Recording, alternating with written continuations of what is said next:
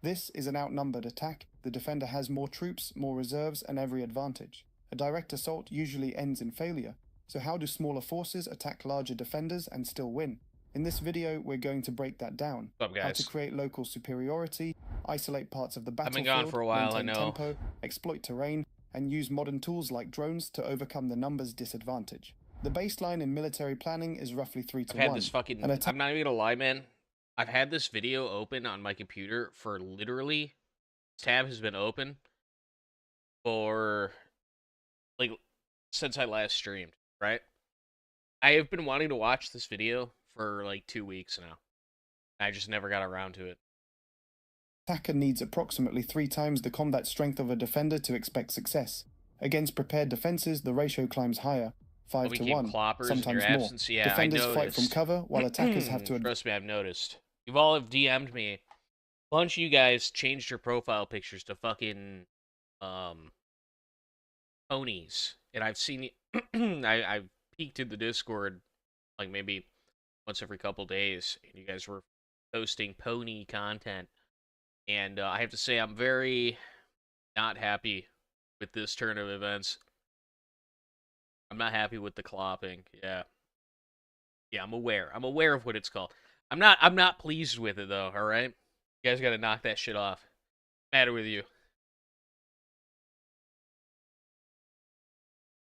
advance into fire. Defenders already know And that... plus, you guys are like, I got a few DMs from people who changed their fucking profile picture to ponies, so I immediately, yeah, I know what's going on. I know you guys are trying to piss me off. I come back and you guys all changed y'all became bronies, right? That's what you're trying to do. I leave for a week and you all become bronies. That's what happened. That's what happened, huh? What the fuck is happening with you people? What is the matter with you guys?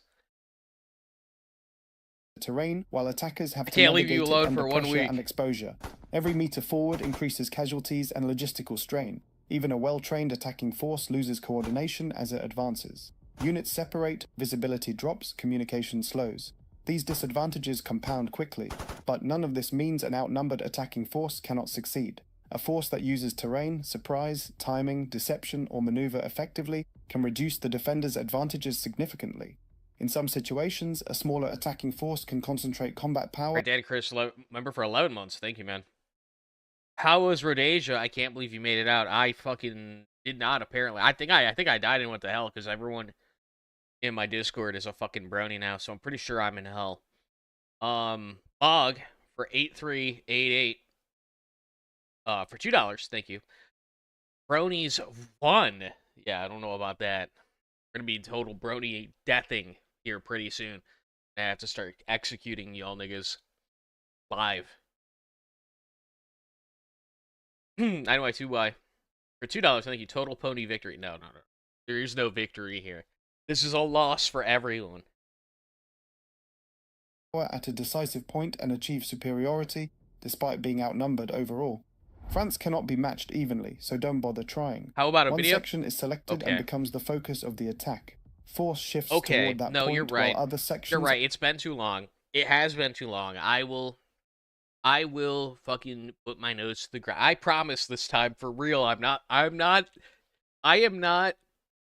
what is the word when, like, you say you're going to do something, and you mean that you're going to do it, and then you don't? What is that? What is it called when you, like, you actually do want to do something, but you don't?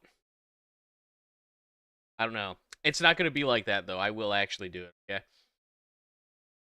are held with minimal presence. The advantage comes from asymmetry. The defender spreads across the entire line. The attacker concentrates on a single section until it fails. A clear example comes from Napoleon's campaigns. Is that really? Is that really what it is? Well, I thought procrastinating, you still got it done, though, right? While being lazy? That's true. That's very true.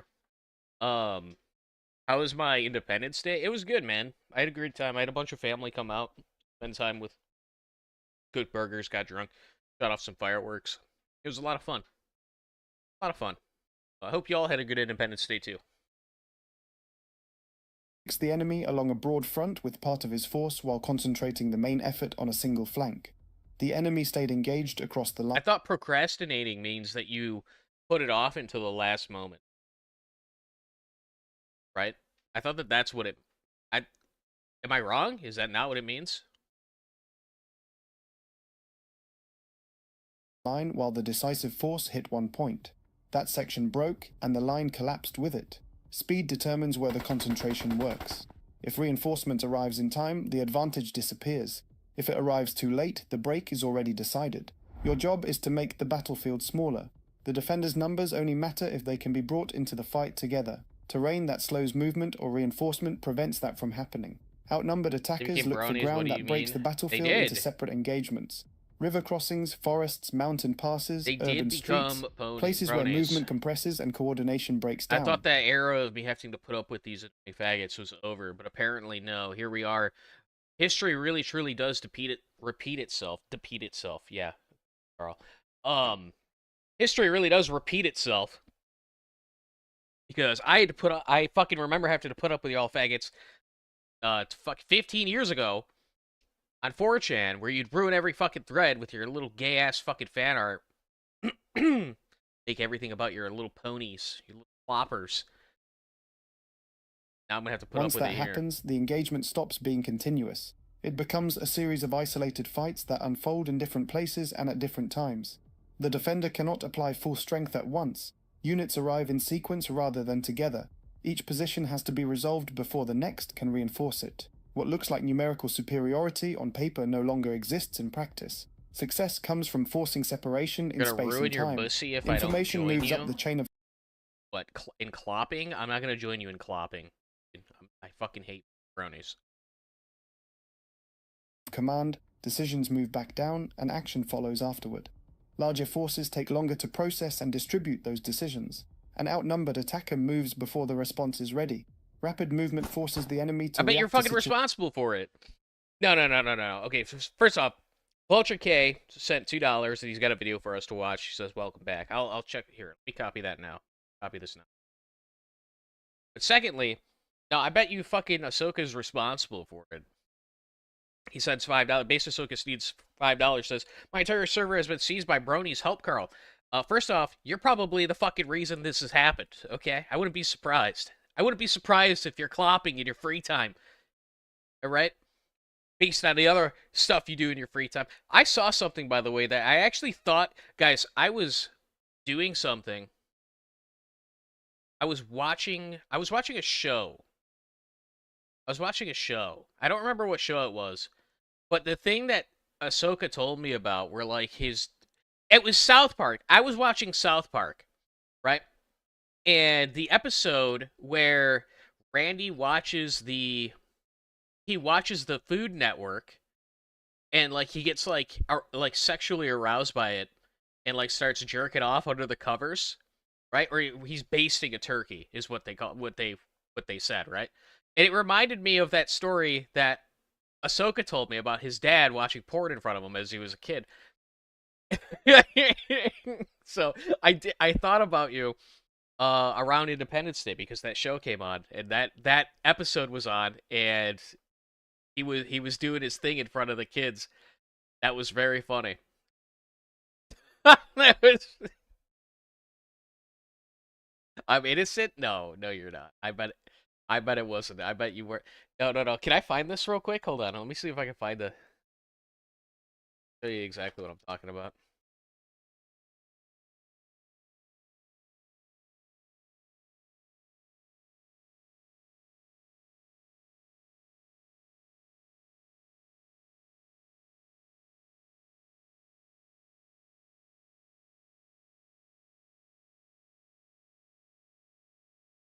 I'm gonna like the kid.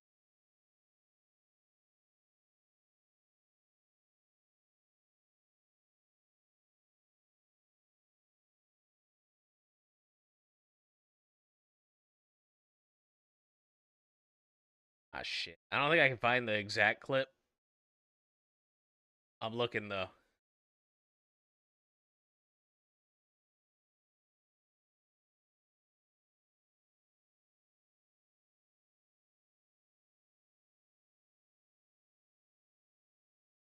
All right.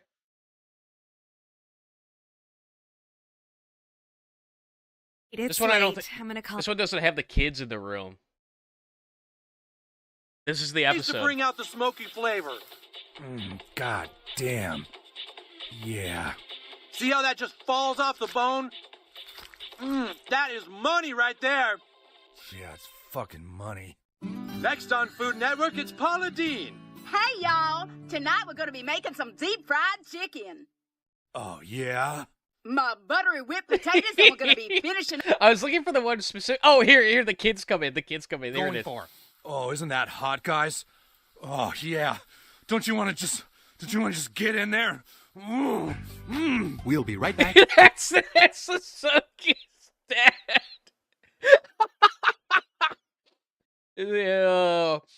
Oh, that's too funny. We'll be right back to Good Eats. Hey, ladies, are you looking for a better workout? Aw, stupid commercials. Introducing the shake. Ugh. Tells you when you're shake. All right, now here's the really cool... All right. You understand what episode I'm referring to. I want to actually watch this, though. Situations they have not fully understood yet. Orders arrive late. Reinforcements move toward positions that are already lost. Units react to outdated information while the battlefield continues changing around them. This requires initiative at lower levels of command. Junior officers and small unit leaders need authority to act without waiting for detailed instructions. Delays created by centralized control slow the attack and give the defender time to reorganize. Blitzkrieg relied heavily on this principle. German armored forces advanced faster than French command structures could process and respond to the changing situation. Decisions lagged behind events on the ground and coordination collapsed under the pace of the advance. Quick note, download the full attack guide and assessment sheet in the store below. Patreon includes bonus scenes and early access. Numbers on an order of battle and actual combat power are not the same thing. A large army depends on fuel, communication, transport, supply and coordination, functioning at the same time.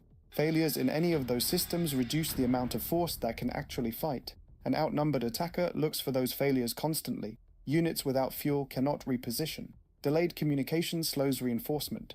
Poor coordination creates gaps between formations. Reserves that exist on paper may arrive too late to affect the battle. Large forces rarely operate at equal quality across the entire front. Some sectors are heavily defended. I feel like I don't Others are need thin, to watch it. disorganized, I feel like I haven't learned anything, to be honest with you. Like, I feel like this is very service level. Dependent on fragile supply routes. During the continuation war, like, Finnish forces obviously, repeatedly exploited those weaknesses against much larger Soviet lines. formations. Annoying. Soviet numerical superiority was offset by poor coordination, rigid command structures, weak situational awareness, and vulnerable movement through forests and narrow roads. Finnish forces concentrated against isolated sections before larger Soviet formations could respond effectively. Now for everything combined into one near-perfect example of how an outnumbered attack actually works, using only infantry and drones. The target is a forested area held in separated positions. The defender is stretched across the terrain. All right. So obviously you would focus on you would focus your attack on the weakest point, right? So obviously not these clumps here, but somewhere in between.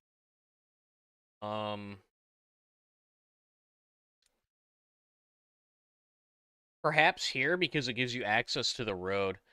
But it does put you in between two large clumps, so it would probably be better to go. It might be better to go here, the left side of the left flank, because then the enemy's all like in front of you, right? So with one main supply route running through a wooded road, units are spaced out and cannot easily support each other. Reinforcements depend on that single route. Before contact, drones are already working. The supply line is tracked and repeatedly hit. Convoys hesitate, movement becomes irregular, and the defenders are low on supplies. The terrain gives us even more of an advantage. Forest breaks visibility and movement into separate pockets. One position cannot quickly reinforce another. The defender is already split before the attack begins. Then the force is concentrated. Units are pulled from secondary areas and committed to just one axis of attack. no, why you would not attack this? Recon That's drones retarded. go first. They mark positions, confirm weak points, and track movement inside the forest. Nothing is assumed. Enemy recon drones are actively countered at this stage. They cannot be allowed to read the concentration of force before the assault begins. Strike and loitering drones then hit the most dangerous positions covering the approach. This happens at the moment the ground force moves, not before. The strikes and the assault land together. As that happens, the ground force moves fast across open Bro, ground am I and into retarded? the tree line. The lead Am I retarded or is the guy making the video retarded? You would not attack this this point. You would attack in here. You would attack like one of the. You would not attack these fucking lumps here. That's, I don't know. I feel like I'm right, and the guy that's making this video started. Has full command authority. No requests back to HQ, and Can no I even waiting read the for chat? permission. No, because they're sending Speed these is the fucking. He's sending these fucking things. I have to disable these. I don't know what the fuck these are, but they gotta go. only thing keeping the window open. The infantry navigates between isolated positions before they can connect. The supply route is still under pressure. Reinforcements are delayed, and some never arrive at all. Those that get to cover are watched by drones. Inside the forest, the defender is fighting in separate pockets. One position cannot support another. Each becomes a smaller fight on its own. When positions begin collapsing, the advance continues but does not chase. Depth is controlled. I don't Pushing too understand far you into kids. unknown- Yeah. Well, the Unk is confused. Yeah, I am confused. And you kids and your fucking jewels. I don't understand it. Your vapes. You're fucking. Stop sending me vapes, okay? I don't need any vape. I got my own vape, and it's not a jewel pod, okay? It's not jewels. It's a real ground vape. without resupply or support turns the breakthrough into an isolated pocket of your own. The attack works because the defender never gets the chance to assemble their full strength in one place. Divide and conquer. Outnumbered attacks do not forgive errors. The first mistake is offering no surprise. If the defender is already waiting, then numbers decide the fight immediately. That is exactly the situation the 3-to-1 rule was designed to describe. Not using drones. Every strike drone saves a potential friendly casualty. Every recon drone saves you from moving blind. The larger force already has eyes in the air. If you do not, you are making every decision with less information than they have. Splitting forces. Spreading pressure across the front removes local superiority. You no longer have a decisive point. You have several weak ones and a larger force that can simply reinforce wherever you push. Attacking strong points, hitting the enemy where they are already prepared wastes the only real advantage you have. The decisive point is defined by where their line is weak. Predictable movement. Not using cover, not varying routes, not concealing intentions. The enemy has recon drones. Predictable movements tell them where you are going before you arrive, and an attacker that loses surprise has already lost most of the fight. Losing tempo after success. Any pause after a breakthrough allows the defender to reform the line. Keep moving. Overextending. Pushing too deep without support turns success into isolation. You are now inside enemy territory, supply lines stretched, flanks exposed, with no friendly force close enough to matter. Letting the battlefield widen. More engagement directions means more troops tied down, covering flanks instead of concentrated at the decisive point. No, I mean, it makes Keep the sense, right? Like, these all make sense, but it's, like, very obvious. I'm insistent, though, that this is not the point of attack that you want to go with. You want to go, like, towards the supply line or on the left flank, because this is a higher concentration of enemies.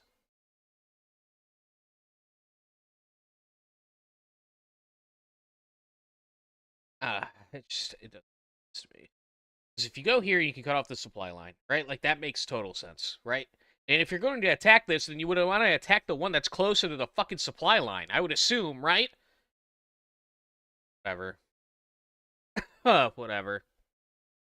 If you're going to attack the big group of them, then you want to do it on the side that's actually close to the supply line, I would feel like. I feel like that's... because then you get access to it. Whatever. What do I know? I'm not the guy that made this video. I don't know what the fuck I'm talking about. I'm just a guy with a microphone. That's all I am. Alright, somebody sent a video, but I don't remember. Warning, this video may be offensive to some people. Viewer discretion is advised. So you want to be a player, but your wheels ain't flying. You gotta hit us up to get a pimped out ride. You got to pimp my ride.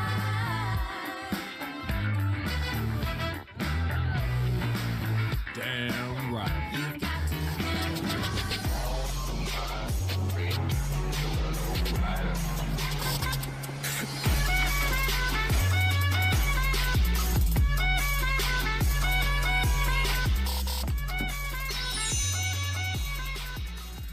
What is this Griper fever dream I'm watching right now? This is literally a fucking...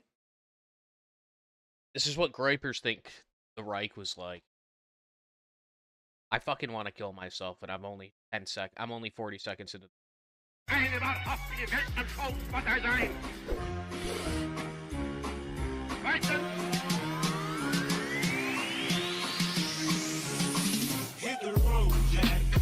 don't you come back no more, no more, no more, no more. Hit the road, Jack, and don't you come back no more. What you say? Hit the road, Jack, and don't you come back no more, no more, no more, no more. Hit the road, Jack, and don't you come back.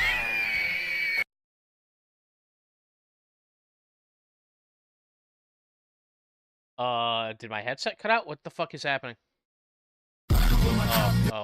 There was a thing here thanks to the lovely people who like to party. Incomprehensible schizobabble for 5. Hey Carl, how have you been? Good, man. Good. I had a great independent. Hope you had a good one too.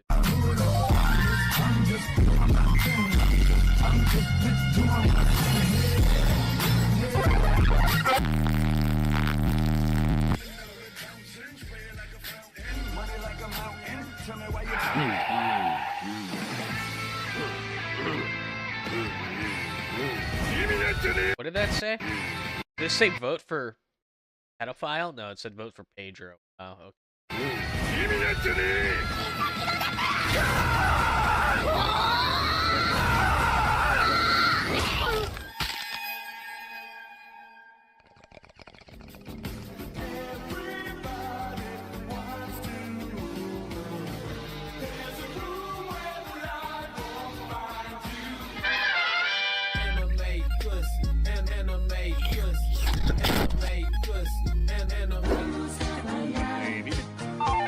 You've got mail.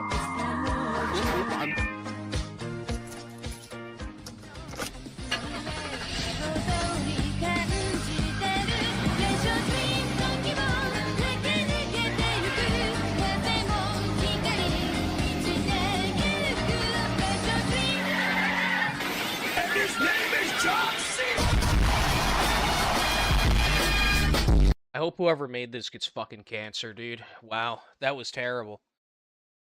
I didn't even chuckle. Anyways, okay, moving on. Do you have anything else fun to watch? Do we have anything fun to watch? I am fucking very disappointed with this. What the fuck, dude? What is this? You guys have gone too far. You guys have fucking you've gone too far. You've gone too far. The pony meme ends now. The pony. Okay, listen. I get it. You're pulling my leg. Oh, Carl's been gone for a while. When he comes back, we'll all be ponies. It'll be epic funny, right? It'll be big funny. Knock it off. It's over. The joke's done.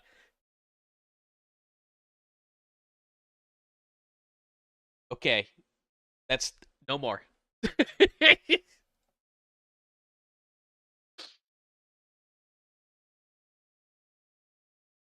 Oh, I've already showed the dad I'm a brony video. I've already had this on stream.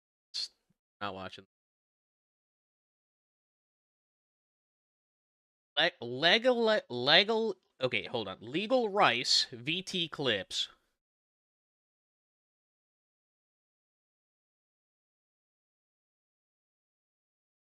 Why? Okay. Why are you guys linking YouTubers? It's something that is sad and that can happen. I used to be really close friend to one girl at some point in my life, and she just threw me away from her life without telling me anything, and I will probably never know what happened, why she decided to be a cunt. Because I was wondering, like, what did I do to you, Why aren't you telling me? My girlfriend is really nice. Last time I heard of her was a week ago. She messaged me. She said like she went to a concert with her boyfriend. Right. Initially they wanted me to come, but I had my period. I think it's and I was like, I'm too weak. I cannot follow you guys. I'm so sorry. I cannot follow you guys. And I had bought the ticket too. I am the French. I am a Catwoman from France. Wait, like romantic girlfriend? No, just a friend. I don't date women. I'm not gay. I'm very straight.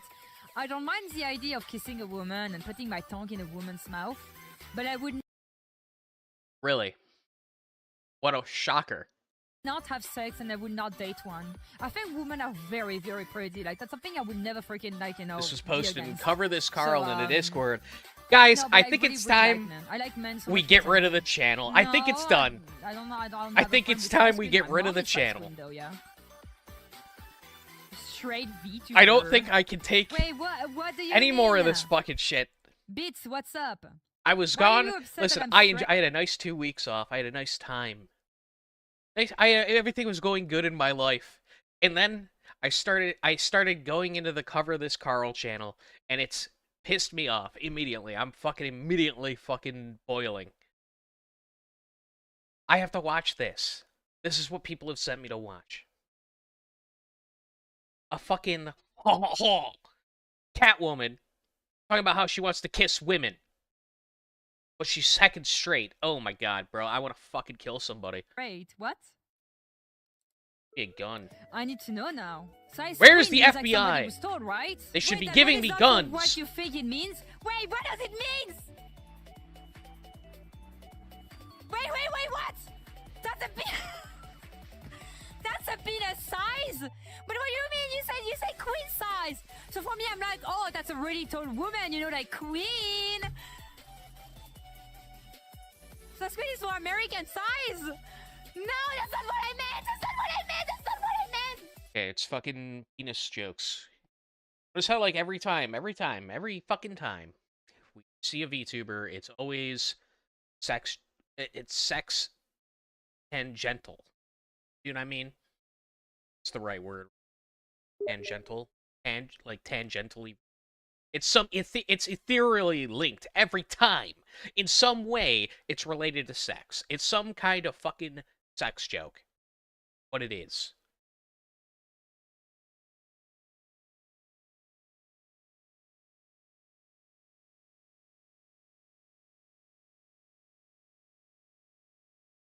I think it is time we Carl channel. I think it's over. Ice took my loved one away. You can help. Okay, see. Every now and then I get Kino like this. Okay, we get Hi some there. good Kino. I'm Evie. Oh yeah, we're in for a good video here. And I'm opening emergency art commissions to help my loved one who was yesterday captured by ICE while he was on his way to work.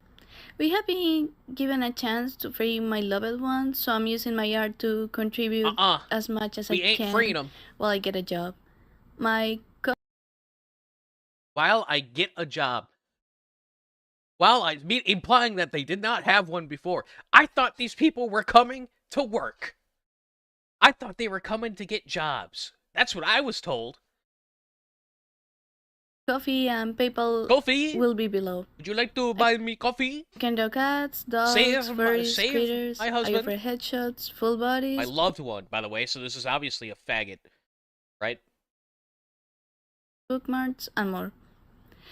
Now that we got the important stuff set up, let me tell A you jobless exactly what faggot happened. furry whose Yesterday, my significant loved one other was has been driving taken to by work when the ICE, police chat. pulled him over at the highway and took him away. By the time that we got there, he was already gone, and they had only left his truck behind, abandoned it in the middle of the highway.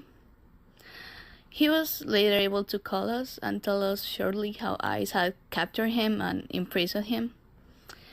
And because he was the head of my family, his imprisonment has not only taken him but also our main income away. I guess being a furry artist was not paying the bills. And he can also not go back to his Imagine my country, shock. Venezuela, given the extreme danger that he will be facing if he went back there.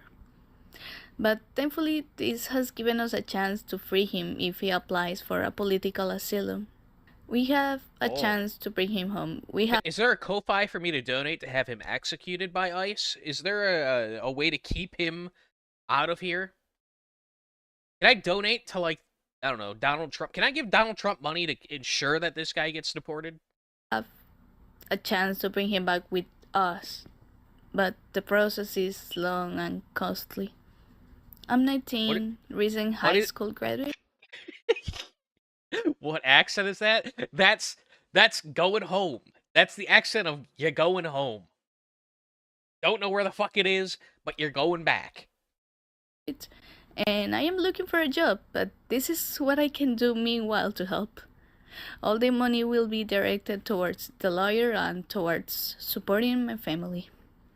So any help, any tip, any commission, or just sharing really is really, truly appreciated and really means the world to us. And I know what you might be wondering, what if I'm a scam, but what if I'm not a real person? I'm not wondering that. In fact, I didn't even think about that. So here I am. I'm just another human, just like you. And I'm convinced now. He is my little brother. Hi. And what do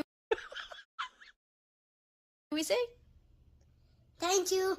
Exactly. Thank you so much. Thank you. Please share. Anything is really appreciated. Any tip, any commission, or just sharing this video is really helpful to our family. So thank you so much, everybody.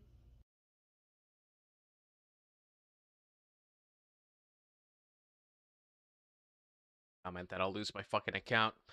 All right. All right.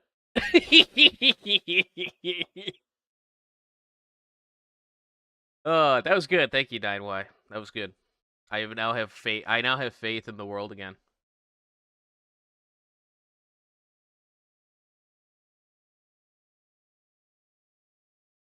Let's see. Boston Tea Party 26. Goyam. Spree Snooter. Boy Pill. Okay. Somebody's got to explain to me what's going on with, like, every time I see Jimmy Talks' channel, it's like a Chud Watch Mojo video. You know what I mean? You remember Watch Mojo? Where it's like top 10 anime betrayals, top 10 moments in cinema. You know, every time I see a Jimmy Talks video, it's like top 10 Chud moments, top 10 reasons why you should be a Chud, top 10 reasons why you need to get off Goyslop. It's like fucking Chud Mojo. What is going on with that channel, bro?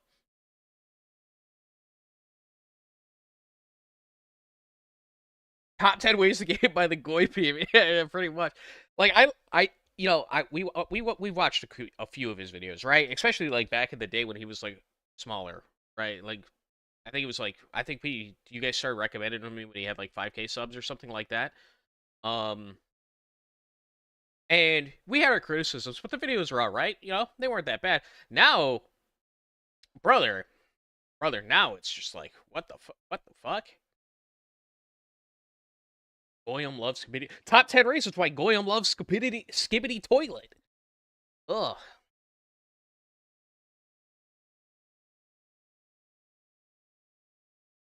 Keep supporting Juds.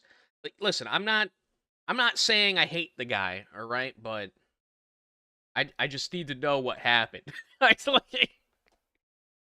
Things have changed. Things have changed and not for the better.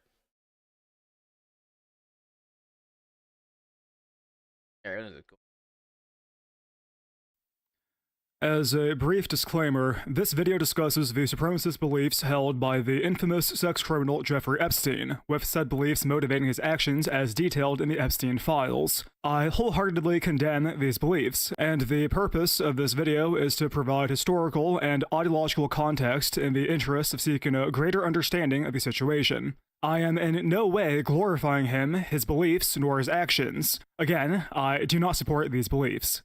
Thank you.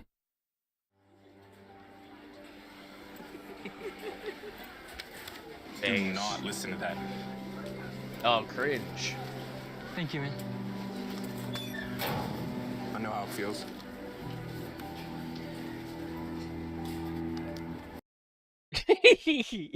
That's right, my brother. Jewish black solidarity. We know how it feels. We know.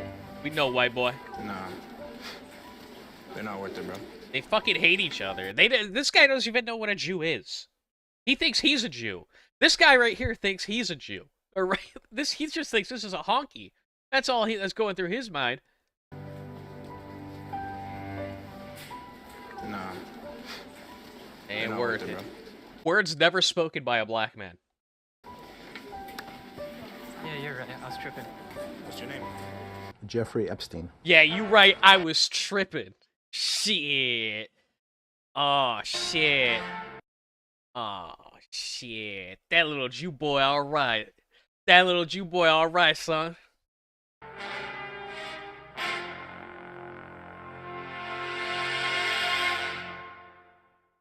So the Epstein files have dropped recently, at least some of them, and after a few days, there have mainly been two reactions. There's the low information normie class whose minds are totally blown, and then there are the schizos and chuds who have known about this stuff for years and are clown pilled to the point that it barely matters. Assuming you're a member of the latter category, I'm sure you can relate to the experience of normies frantically asking if you've heard about the latest horrific crime against humanity that you first saw on poll a decade ago. Better late than never, I suppose, but this often leads to the awkward question of what now, to which the answer is nothing. I hate to be the bearer of bad news, but as far as I can tell, this email drop is no different than the rest of what we've been given regarding Epstein, and that it's largely a diversion. The crazy stuff that normies are melting down over is all alleged. Why is the Minecraft video footage at 10 frames per second? What?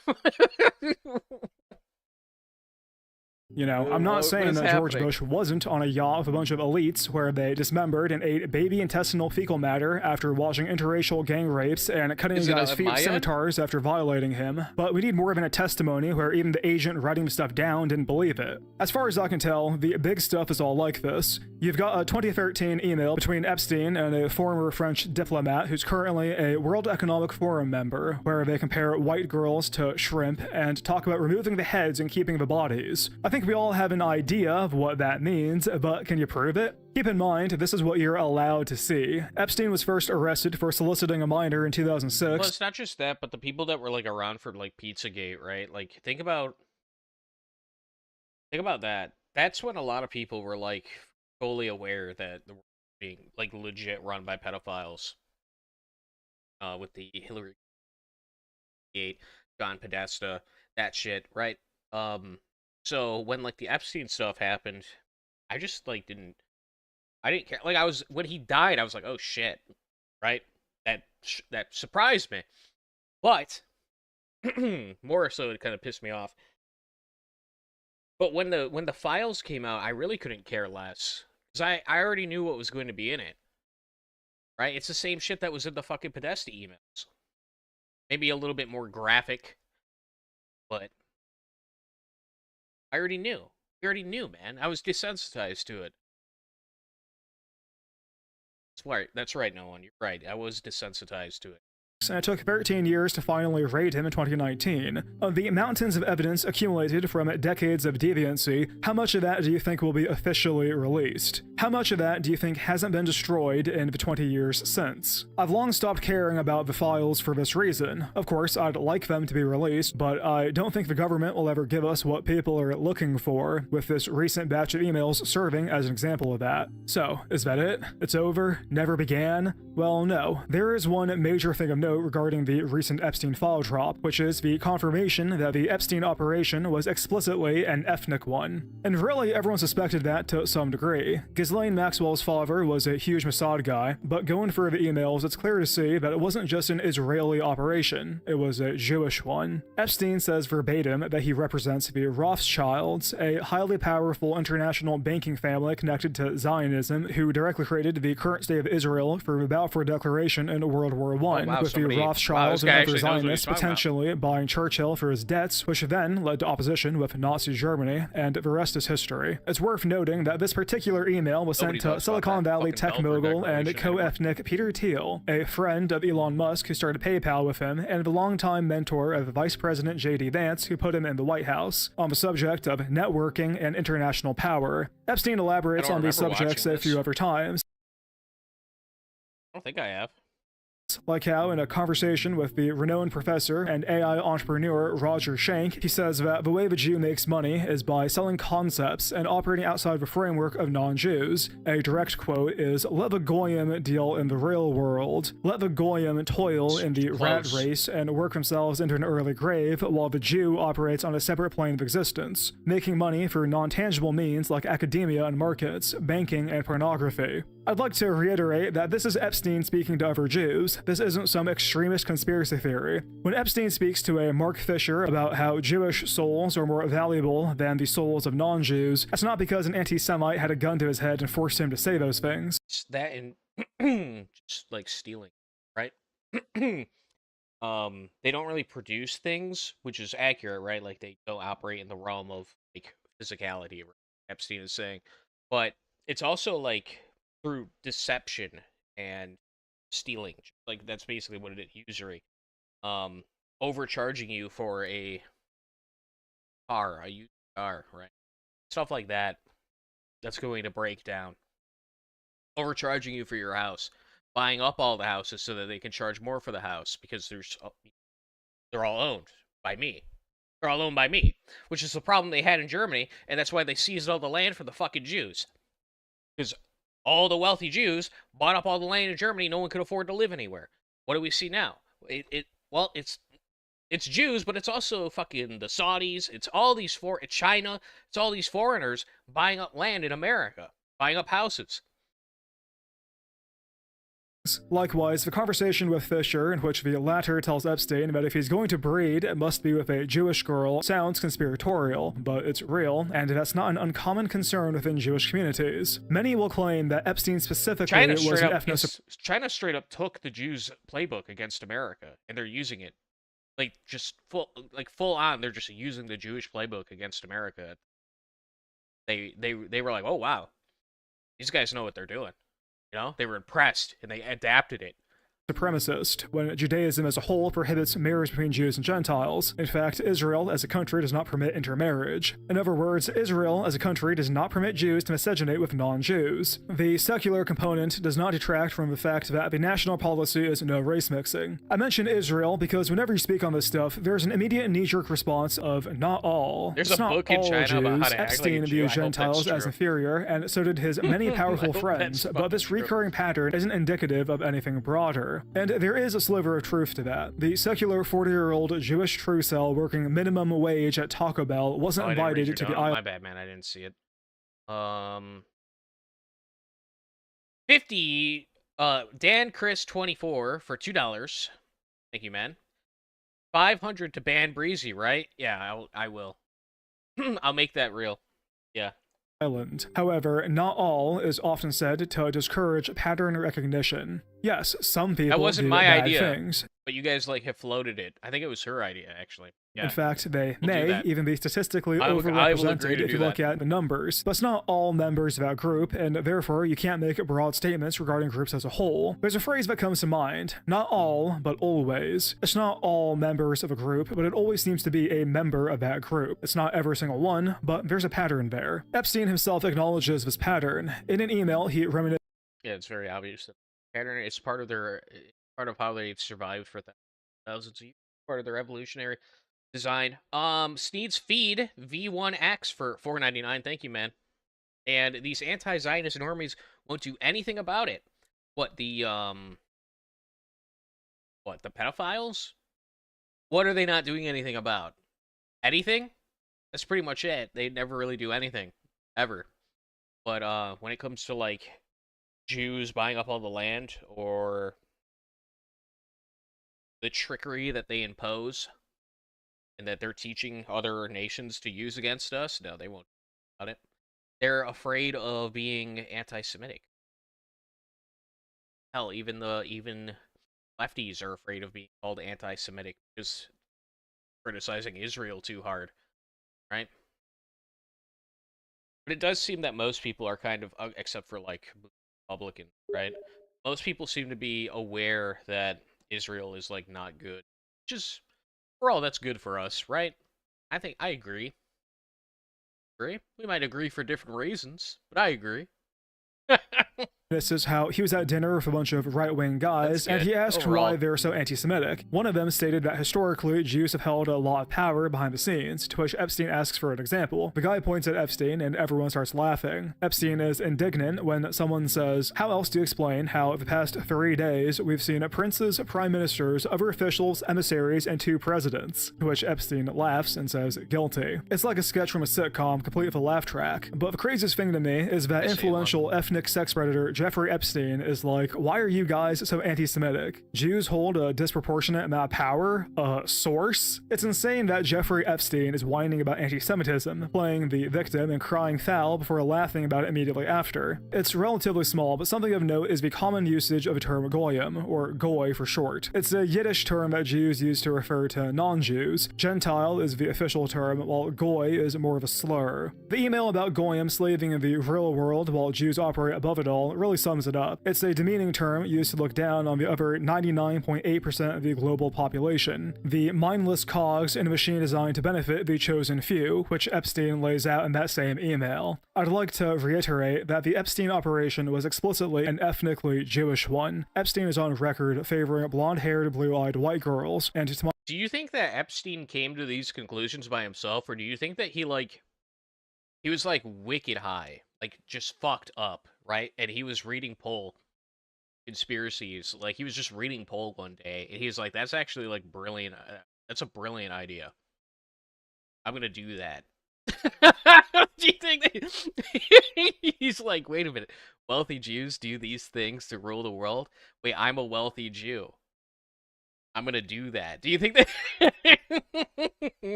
I think that might have been what happened. My understanding, all of the victims had been Gentiles. None of them were Jewish, and of course they weren't. It's instinctive. Yeah, but he's not doing it on a subconscious level, right? Like most of them do it. It's not subconscious for him. He's fully aware of what he's doing, right? So, I don't know. I kind of feel like he might have just like read some Anon's post about like what the Jews do, and he's like, that's it. That's what I got to do. As award-winning journalist and media consultant Michael Wolff said to Epstein in 2017, it's a war between Jews and non-Jews, with He's Jews like, you son of a bitch, I'm in. presently winning. It doesn't matter if you don't see the world that way. In fact, the vast majority of people still think that Jews are white. Well, they're not. And Epstein's sex trafficking was an ethnic attack specifically targeting the children of non-Jews. The term they use for Gentile women is shiksa, derived of the Hebrew word shiketz, which means abomination and impure. In other words, they consider women of all other races to be whores. But this is nothing new. There's a long history of Jews sexualizing and demeaning shiksas. A 2021 shiksas. Article from The Guardian details the prevalence of parish. I don't keep women in my mind very often. I don't think about it very often. Shiksa. Shiksas of Jews in Hollywood films, as well as the fact that burlesque shows starred Gentiles rather than Jewish women, as the latter were thought of as pure, as opposed to the whorish, unclean shiksa. This article was, of course, written by a Jewish woman, who celebrates the Jewish domination of Hollywood, which from its inception was always Semitic. On a similar note, pornography as a whole is the industry of whoring out and degrading shiksa, with the vast majority of the porn industry having ties to Jews. Al Goldstein, founder of the pornographic magazine Screw, George, you're the one that posts like a gay man's asshole on a regular basis. Don't fucking come at me with the gay accusations because I don't respect women, right? As a pioneer in bringing hardcore pornography into the American mainstream during the late 60s and early 70s, infamously stated that Jews are overrepresented in the porn industry because, quote, we think that Christ sucks, Catholicism sucks, we don't believe in authoritarianism, and pornography is a way of defiling Christian culture. You'll note that in this statement, it's acknowledged that porn is a subversive weapon against Christians, and really the goyim as a whole. This isn't exactly a secret, however, considering how in 2002, in a conflict with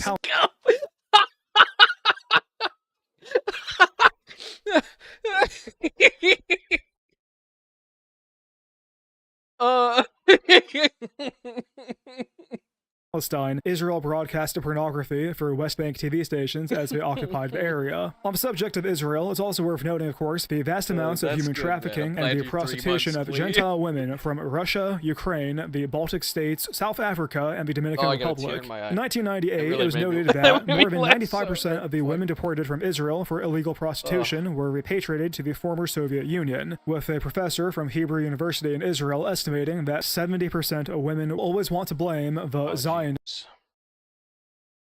Oh, jeez. Encoder overloaded.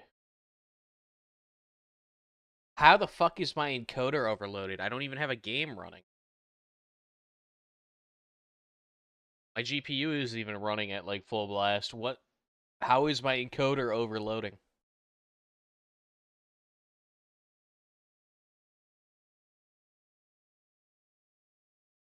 Steam?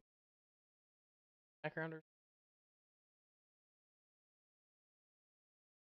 Is it RAM? Am I using a bit? Am I using too much RAM? Uh-oh. Crypto miner on. Ooh, that could be it.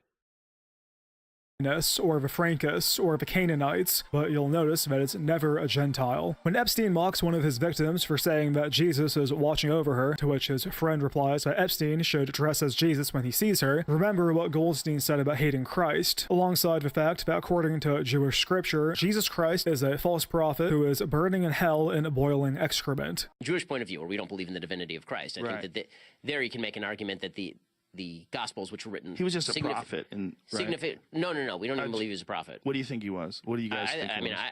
What do I think he was historically? I think he was a Jew who tried to lead a revolt against the Romans and got killed for his trouble, just like a lot of other Jews at that time who were crucified. Yeah, They always fucking try to dress it up nice. They always try to dress it up nice when they talk about it because they like that the Christians are nice to them. But so it's in their benefit to just be like, oh, we just like we just don't believe. We just don't believe he was God, son of God, or whatever. No, they think that they hate him. They hate him. They see him as like the Antichrist.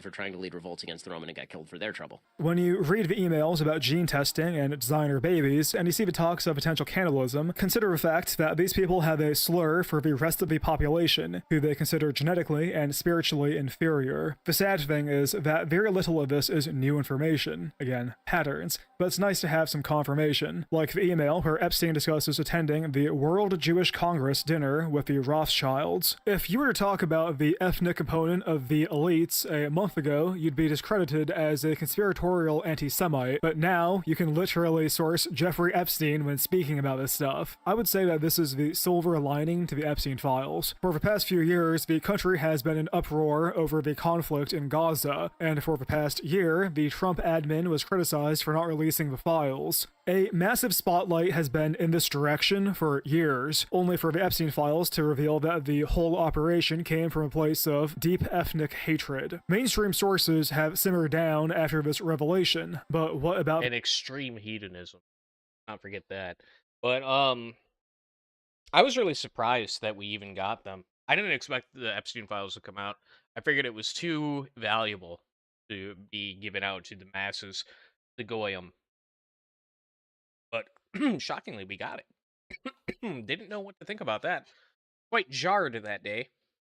The people. I never thought I'd see the day that normies finally came around on Pizzagate, but here we are. And while a lot of the reactions I see are no doubt more so indicative of the sphere I'm in rather than the layman's opinion, I truly feel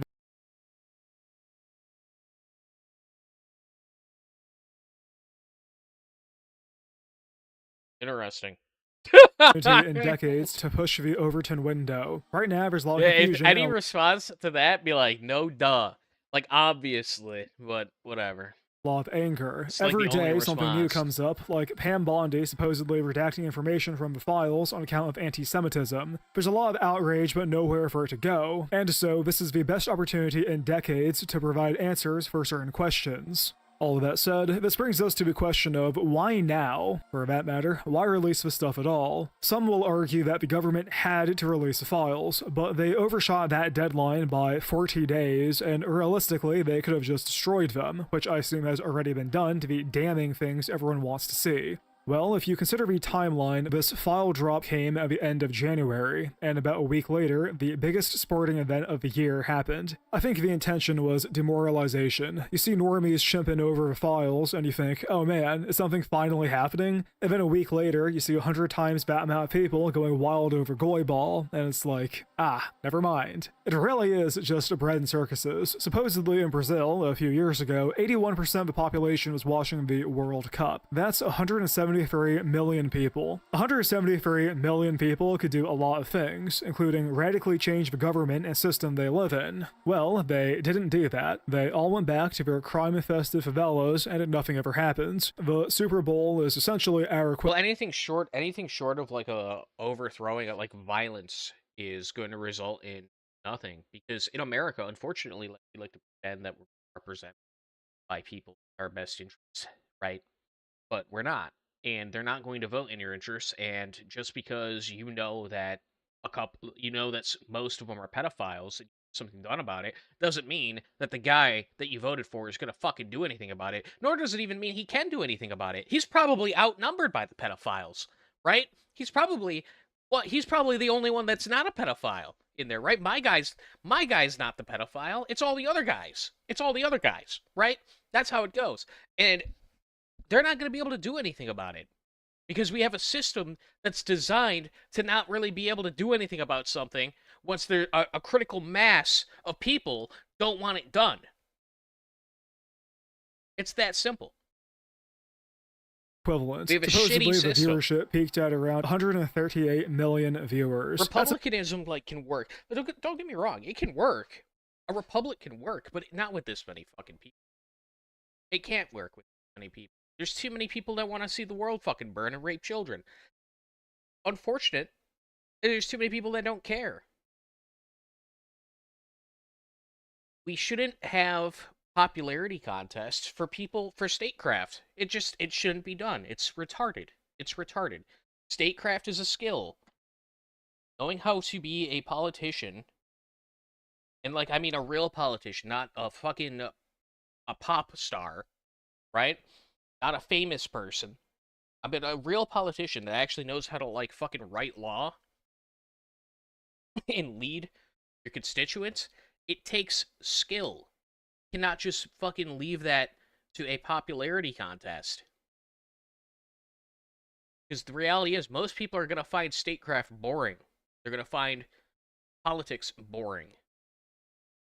It's about 40% of the country, and it's a reality check that the masses are still very much asleep. Again, I think the timing was very much intentional. They dropped the files and gave the noticers a sliver of hope right before the biggest sporting event of the year that hijacked discourse. And now the normies have moved on to arguing about how gay the halftime show was, or how the Turning Point alternative was cringe, rather than the ethnic hatred motivating the blackmail child abuse operation they've whined about for years. And even then, the reason I call the files a diversion is because they distract from immediate issues that will affect your daily life, like Virginia's brand new governor Abigail Spanberger, who upon taking the role immediately put in a bill to remove the minimum sentencing for felonies such as manslaughter, rape, and child sex crimes. They're also putting in a bill on account of first-generation Bangladeshi immigrant Saddam Aslam Salim, who's a senator, to ban so-called assault weapons, which is defined as center-fire semi-automatics, which comprises of most guns. They're also putting in a bill discriminating against white men in government contracting, where women and minorities are favored to contracts under 100K because...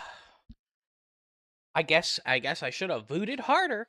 I should have voted a little bit harder. Quote, Abigail Spanberger, who's Jewish and not white. Now, to be fair, Spanberger's opposition was a female Jamaican anti-Trumper first-generation immigrant Republican named Winsome Earl Sears. So that's modern politics for ya. It's worth noting that the prior governor, Glenn Youngkin, was a Republican who won on trans issues after a boy in a skirt raped a girl in a school bathroom. Why the GOP decided to follow him up with an anti-Trump black female immigrant, I have no idea. But the point is that focusing on big picture shit like Epstein distracts from local issues with major consequences like Spanberger and her Indian cohort, who immediately began raping Virginia. As stated, I want the files released. Really, I think everyone does. But in the very likely event that we'll never get what people are looking for, which is names, evidence, and heads rolling, I think the biggest takeaway from all this is the ethnic angle. In conclusion, I'd like to take a look at a certain ad I think from women the are coming Super Bowl, around, though. namely the Blue Square Alliance. This is completely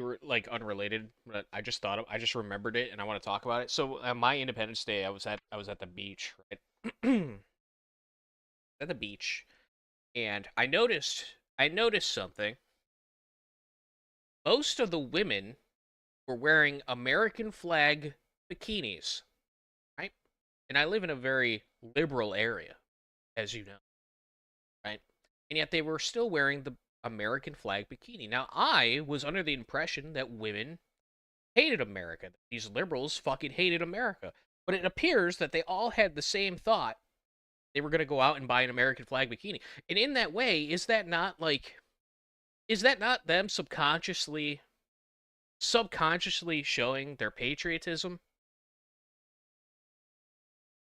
right? Doesn't that mean that, like, we're kind of coming around? The women are kind of coming around to being nationalists in their own weird way?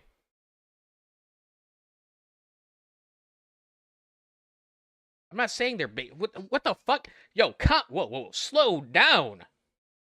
Slow down, no one. Nobody's saying that. I'm saying, doesn't it show that they're slowly turning?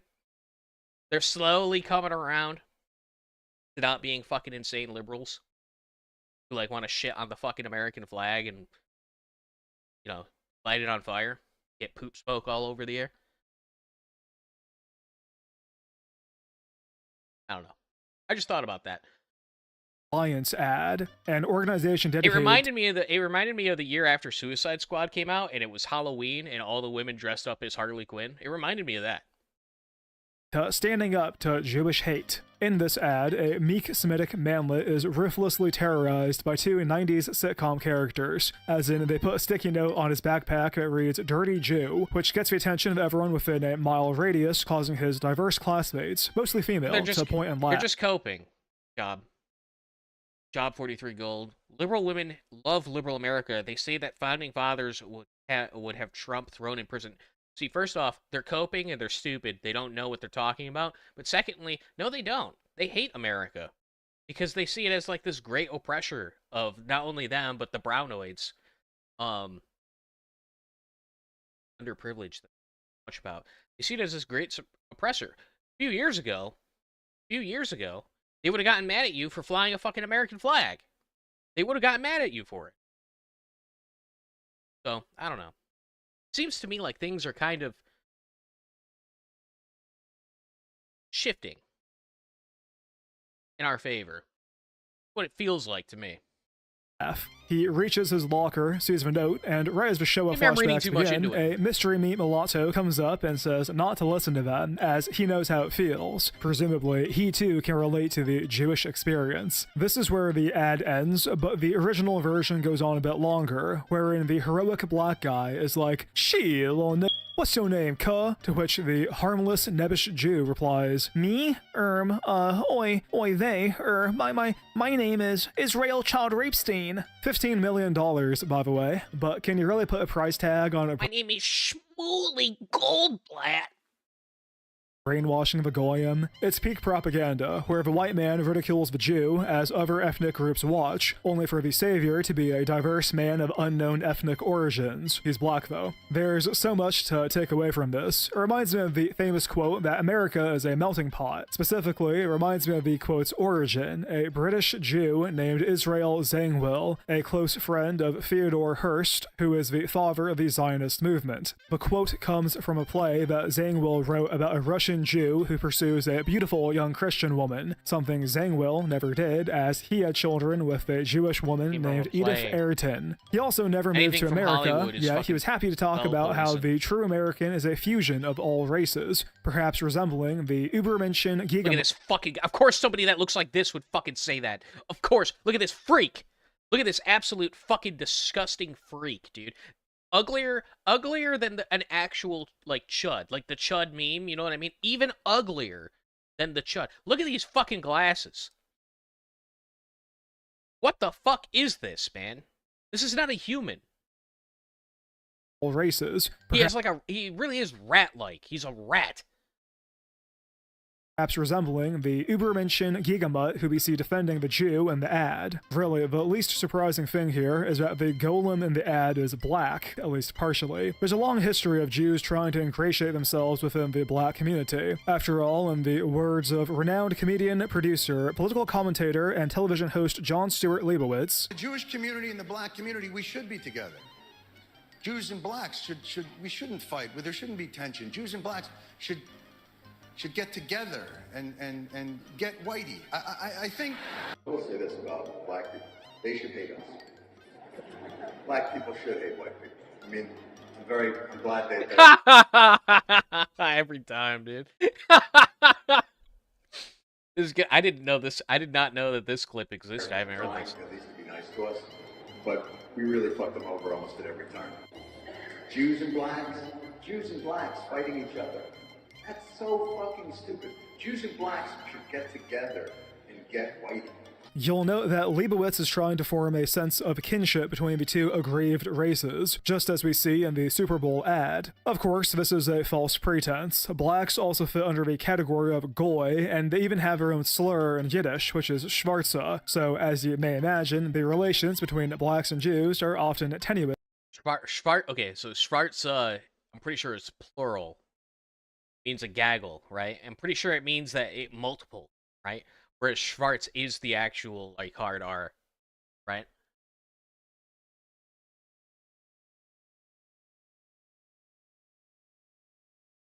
Not say that on the Wikipedia page.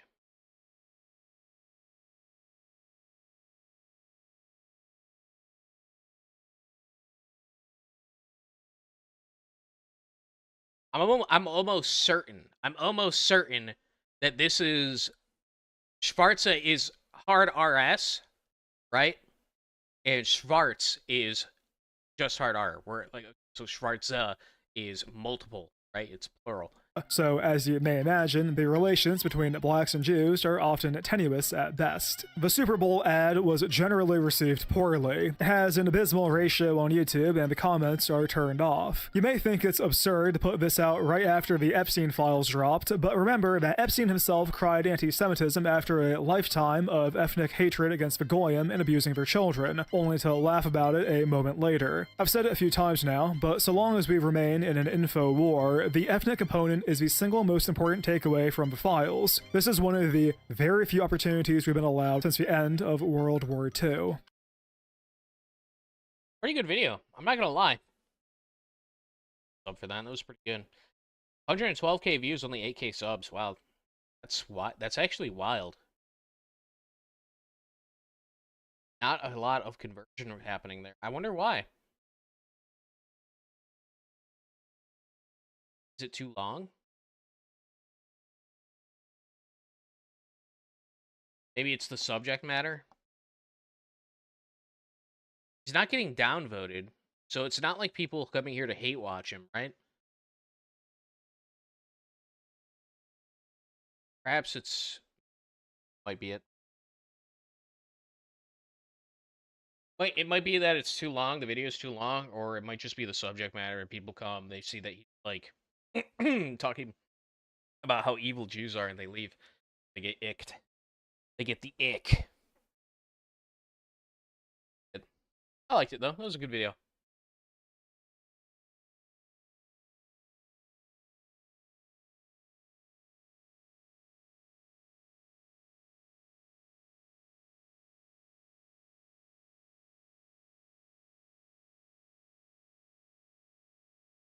I want to watch down. What do I want to do? Better quit.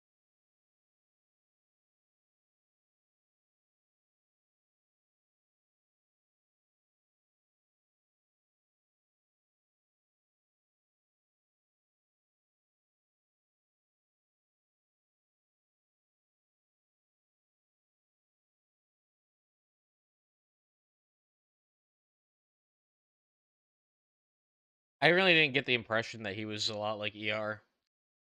To be honest with you, maybe now that like I think about it, the voice is kind of similar. I don't know. I think ER's voice is not as deep as his. Oh, I don't know. I think people are just like reach. There's definitely like a lot of like chuds trying to pull each other down happening as of late, right? I saw this on fucking Twitter. It's retarded, but on my. But it's like, come on, man. What the Vipers are like actual pieces of shit. They can't just like let things slide. They have to be like, no. Actually, Nick Fuentes is the coolest. Is the coolest and the sexiest of all time. Okay, actually. So some fucking count here.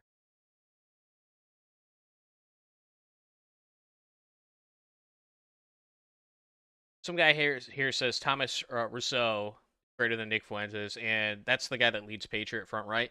And then Vader Groiper says, not true for politics, not true for looks either. Oh, Nicky Boy is just so much better looking. Excuse me? Excuse me? Excuse me? Why are we talking about why are we talking about how good looking Nick is? Excuse me? What is going on here?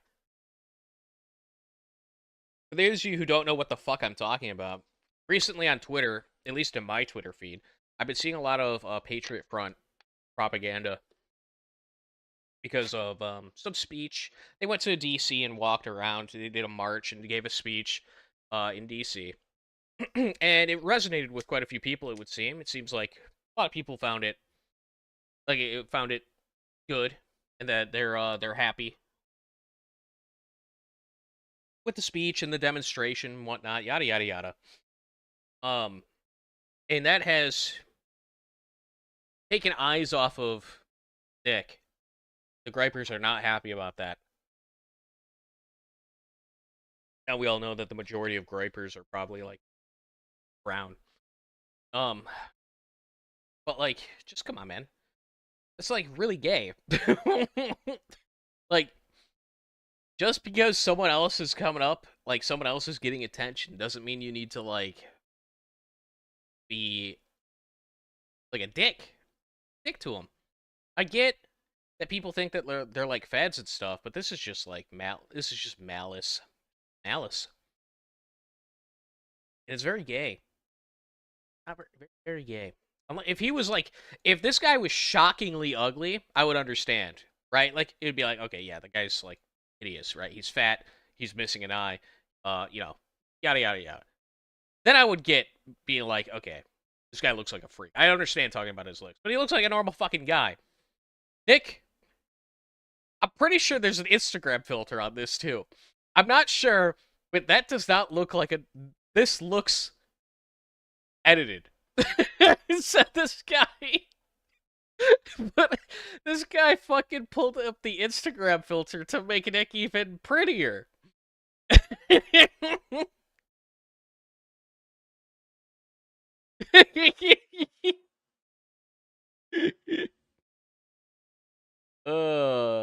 is the Griper vision. This is what Gripers see when they look at Nick. So I should put like little hearts around it too. Give it the full vision. It's just sad, man. I wish there wasn't so much fucking infighting. Like, let Patriot Front have its fucking day. Let them have their day. They won over a bunch of people. Get over it, man. Get over it.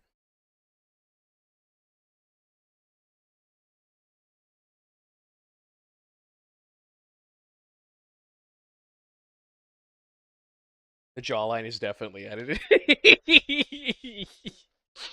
Yeah, dude, I mean, you just look at that image. Like, you take an extra second to look at the image. You're like, wait a minute, that's fucking shoot, bro.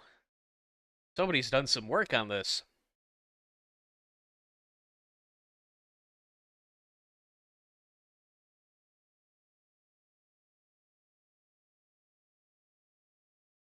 I have anything else?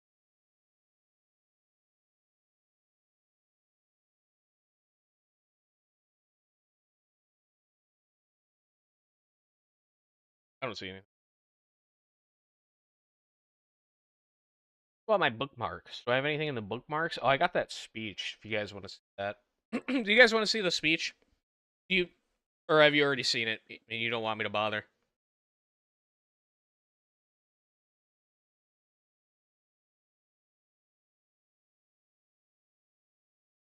Yeah, we'll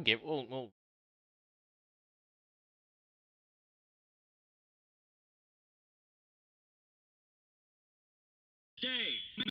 While many are content to celebrate independence on this day, we know what these vapid displays conceal. Our people are not independent. Our destiny is shackled to 100 competing nations imported to this soil, bringing with them countless incompatible interests. Our homeland has been turned into a squalid arena of profiteers and invaders, overseen by a spineless cast of traitorous politicians. We wish for sovereignty and liberty which cannot coexist with the conditions that have been forced upon us. A quarter millennia has now passed since America's violent birth, and nothing I can say will glorify glorify independence more than the blood of our forebears that stains this continent, consecrating it forever with the immortal legacy of the men who died for so noble an objective as sovereignty. So we stand on the turning of an age and the making or breaking of our nation's destiny, and we must ask ourselves, under the watchful gaze of history, what is to be done? So dire is our circumstance, so extreme is our condition of peril, that the only way to secure our existence is to become all that we aspire to be. A defeated people was cast into this pit of a century, yet a nation exalted above all the rest will climb out of it. This is our task. Our national independence was seized by a natural aristocracy of our people, by the best of our Anglo-Saxon blood, waging war against tyranny to restore their ancient rights, not solely for themselves, but to bequeath it to their people and their posterity beyond that. Now, regime after regime, tainted with corruption, has wrestled this sovereignty away piece by piece and placed it in the hands of the few and the foreign. Our liberty as Americans is squandered upon the unassimilable masses. They know not how to use it, and we are done trying to teach them. While the state has spent priceless years and countless fortunes attempting to educate and civilize our ethnic replacements, true Americans have been not merely left behind, but subjected to endless abuse, unbefitting the heirs of this continent. The men of our nation, their hearts and minds and virtues are the safest place within which to secure the ultimate power of government, yet neither do our people hold this power, nor are they yet capable of wielding it justly. If we want our country back, we cannot merely speak of policy. We cannot just propose change. We must first impose it upon ourselves. You may read our policy on the calluses of our hands, the scars on our backs, and the sweat of our brow. The future belongs to the men with iron in their blood and patriotism in their heart. We may not look to America's military might, its material wealth, or its depth of natural resources for our shield against subjugation. All this and more has been turned against us, fueling the flames of corruption and disunity. No, it is in our people that we must look. That fealty for liberty that rests only within the blood and spirit of the race which created America and sustains it still, in this and none other lies our salvation. I could list the enemies of our people, from the Jewish cabals to the Mexican cartels, from the African criminals to the homosexual peddlers of vice and exploitation. But I would not desanctify this day further with their description. Their conduct is set, their fates are written. This day is for Americans.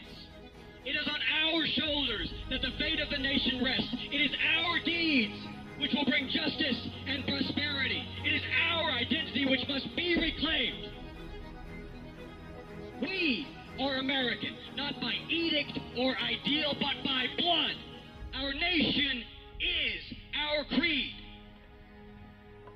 Tyranny is so entrenched, corruption is so widespread that we harbor no thought that we will save this nation without America's enemies offering us chance after chance to prove our conviction with deed and action. Wisely, we do not wish for ease in our conquests, and bravely we do not ask for it a lesser task but to fall into lesser men. We wish for nothing less and nothing short than a revolution, a time of vast change and an outlook of undaunted courage towards the future. The vice that has infested our land will be expunged. The foreigners which have invaded our land will be expelled, and the Americans who have so long suffered the fate of a defeated people will be saved. We endeavor ceaselessly to reforge the lives of men, to steel them to their purpose, and awaken within them the strength to do what this era demands of them. On this day once more, louder than ever, we declare our resistance as a promise to our people and a challenge to our foes. We renew our pledge upon the altar of this sacred day of eternal hostility against all that which threatens the existence of our people. For the life of our nation, liberty of our people. For the victory of the American spirit. Life, liberty, victory. Life, liberty, victory.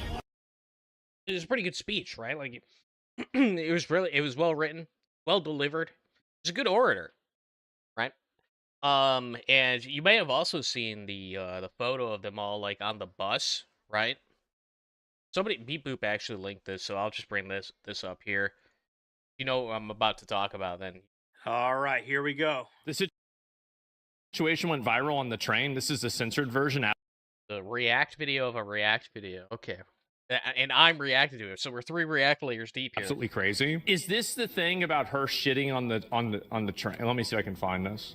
Yes, it is. Context. As America celebrated its 250th birthday, white nationalists from the group known as Patriot Front marched down the streets of Washington, D.C. According to the Southern Poverty Law Center, Patriot Front is a hate group. They arrived in Oh, the Southern Poverty Law Center said that?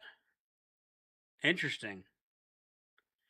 Well, we all take what they say super seriously. So, I mean, that's I do. I get their newsletter. Yeah, Southern Poverty Law Center. What a noteworthy organization. We take everything they say seriously. Oh my God. Okay, I think I might just be better off finding a tweet about it. There's too many. There's reactception happening. Too many layers. There's too many layers. Let me just find the fucking. Let me just find the tweet.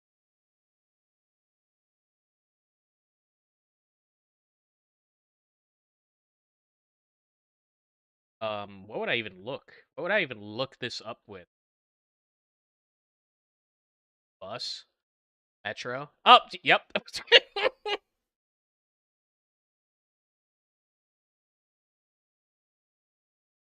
Well, oh my God. Okay, so I looked up bus, and I got it. I also got some stuff I can't show on screen, but,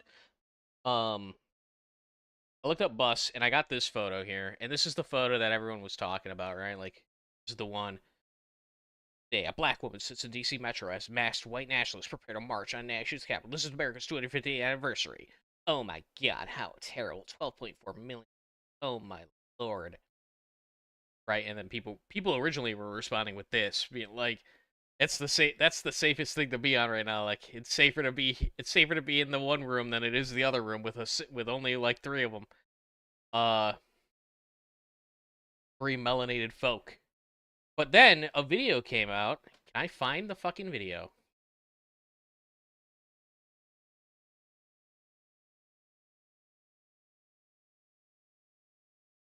Video.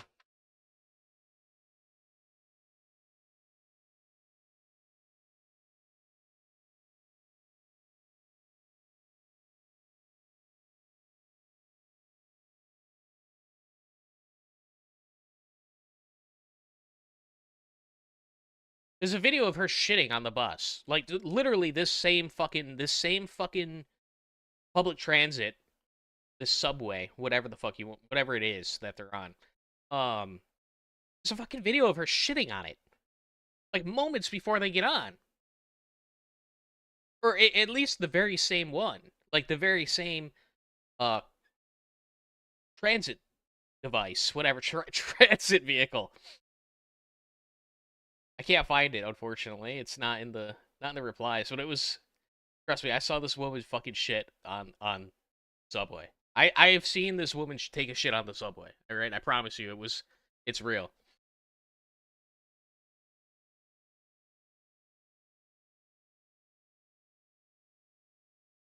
So the woman who became the face of, like, you know, newspapers everywhere, CNN, MSNBC, you know, liberal websites. Oh, she's the next Rosa Parks. She's the next Rosa Parks. Was actually busy taking a shit moments before this photo was taken in public on the subway. Very nice, very classy. Actually, I think that is what Rosa Parks would do. Rosa Braps, that's a good one. That's Rosa Sharts, yeah. Oh my God. But it is true, right? Like, it is you're far safer to be on a be like surrounded by them than you are to be like surrounded by these melanated individuals. You're like 10 times, 20 times, 30 times, 100 times, 1,000 times safer. The odds of anything happening to you are very low. As long as you don't like swing on one of them, then you're probably gonna get your ass beat. But if you just sit there and you mind your own fucking business, then you're not gonna get fucked with. Anyways, so can we just? Is there a video? Does our boy here play the video of her pooping?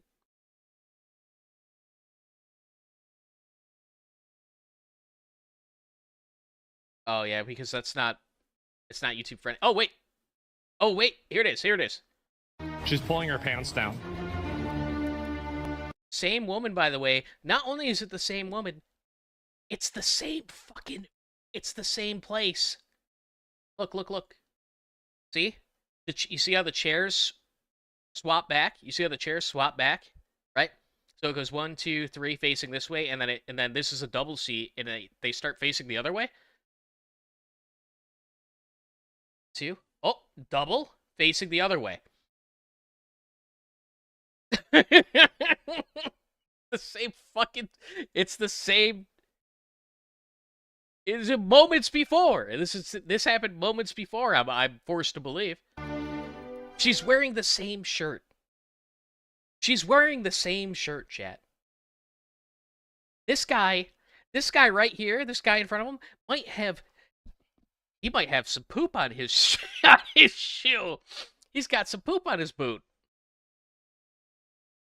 And again, unfortunately, she does have a lengthy arrest record, and I think she's done drugs, and I think her liver and her kidneys are messed up. Like a lot of people I know that do drugs and drink and stuff, their liver and their kidneys are messed up, and they have like bowel problems. Yeah, I'm sure that it's because of all these nebulous possible things that could be happening, or it could be because she's melanated. Could that be it? Especially people I know that abuse stimulants. You know how a cup of coffee can give you the poopies? Well, imagine what methamphetamine can do to your bowels. So again, I don't know. This is just speculative, but I think she was having bowel issues.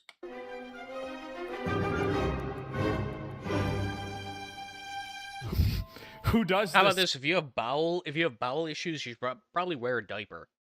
Right? Wear your Depends. Guys, like, this is insane. Can you even make this shit up? It's just so disgusting and weird, man. This one shows. But yeah, there you go. I don't need to listen to Azzy. Azzy's having a bit of drama going on with as well. I don't know if you saw, but apparently he was rizzing up Emaru or something. Isn't Emaru his, like, ex?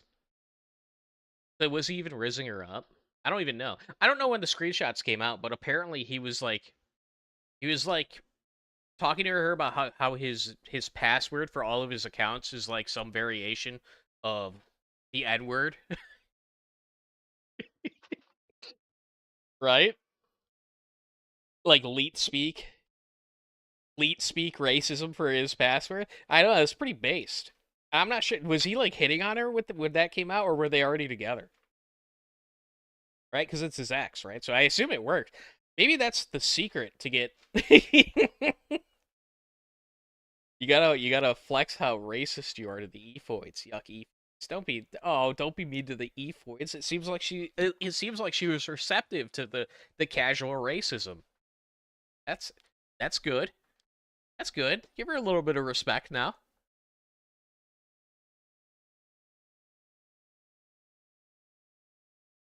My opinion of Asmongold went up drastically after that. After I saw, I didn't read, like, there's a shit ton of leaks, right? Like, it's this really long thing. I wasn't gonna read the whole thing. I looked at, like, some snippets somebody posted, and I was like, oh, based. I was like, oh, cool. I like Azzy even more now. I can't imagine people being upset about it. Could you imagine being upset about something like this? That's fucking hard. Like, what are you doing? Why are you even watching the guy in the first place?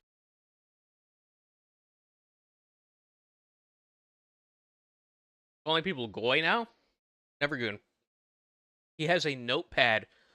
He has a notepad document on his computer where he writes down like definitions of goy, right? Where it's like goy slop, goy speak, stuff like that. Where it's like meme, it's like words with goy in it. And he writes down like the definition of like what it means and stuff. He's like cataloging all the different goy meme words. So he is doing that. But I just wish he wasn't like so.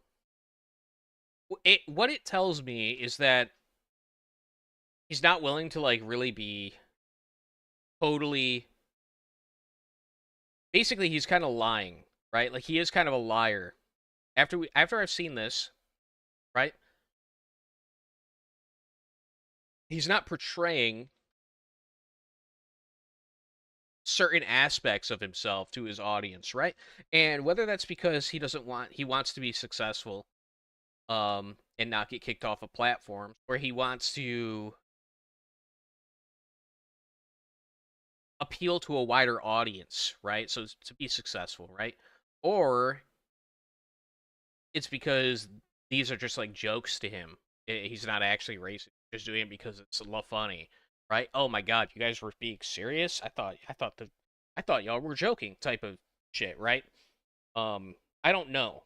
But I do like that. I do like racist Asmongold a lot more than current Asmongold. That's all I have. That's all I have to say about that. Also, how did Mizkif? Because Emaru's not the one that leaked the DMs. Apparently, Mizkif is the one. How did Mizkif get them? How did Mizkif get his and Emaru's DMs? Who sent them to him? Was it Asmongold? Why would he do that? Was he good friends with Mizkif at the time? I don't know. I don't even know who Mizkif is, to be real with you.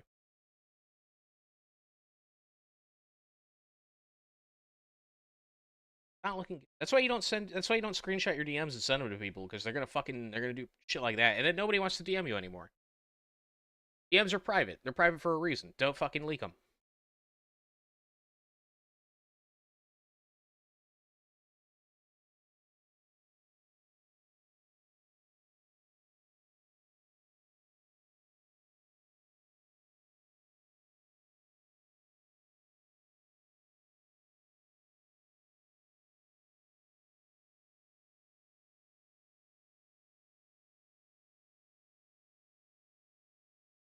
Anyways, I think that's pretty much all I have to talk about. I can't think of anything else that like happened that I recall from my time away.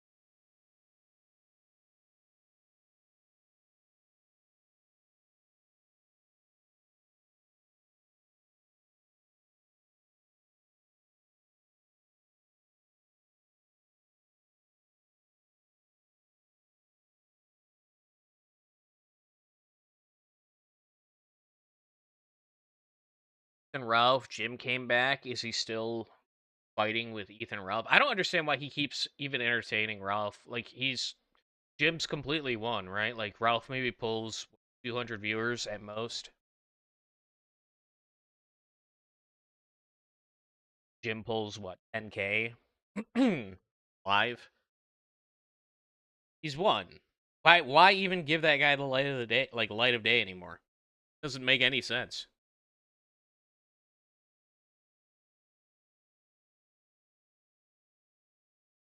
I just don't care about any of that. I don't care about I don't care about Ralph at all. Glad I missed it. I'm sure that's what it was about. Probably Amaru, since she dated Miz. Oh, okay.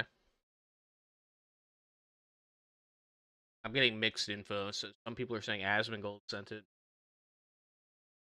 People are saying probably Amaru.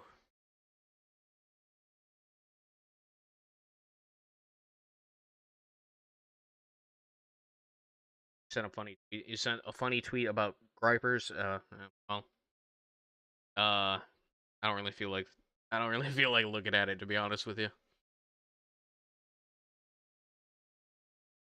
Play League? No. I'm good for now. I don't really want to play a game.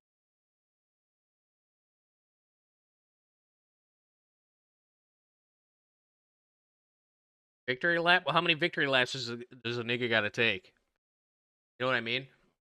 Like it's, I don't know, man.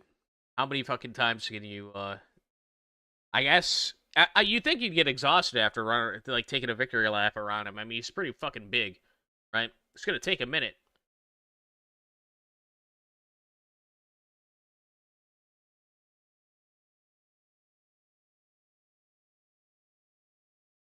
Josh Moon is totally black-pilled. What happened to what happened to Josh? What got him this time?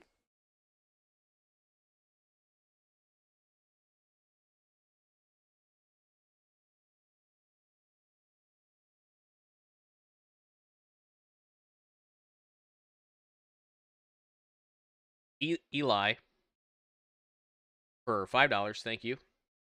Hope you had a nice 4th. I was around a bunch of liberal women, but the younger Zoomer guys and I had fun with Blops 2 split screen. Nice. Black Ops 2 split screen? Nice. Unk still got it. Yeah. Well, I did have a nice 4th. Sounds like you had a good one too. Played zombies. That's what I would have done. Played some zombies.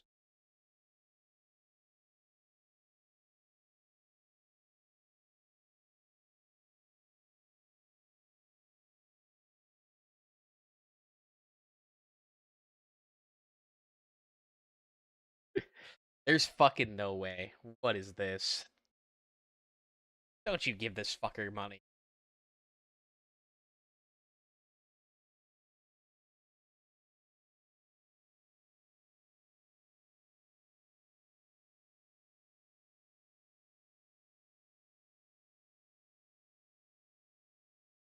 Didn't look. I imagine it's fake.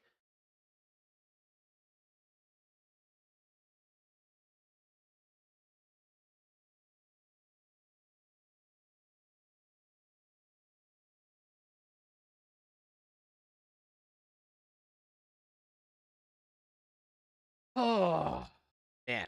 I don't know about you guys, but I am a bit tired. Let's see. Is there anything on my YouTube recommended you can do?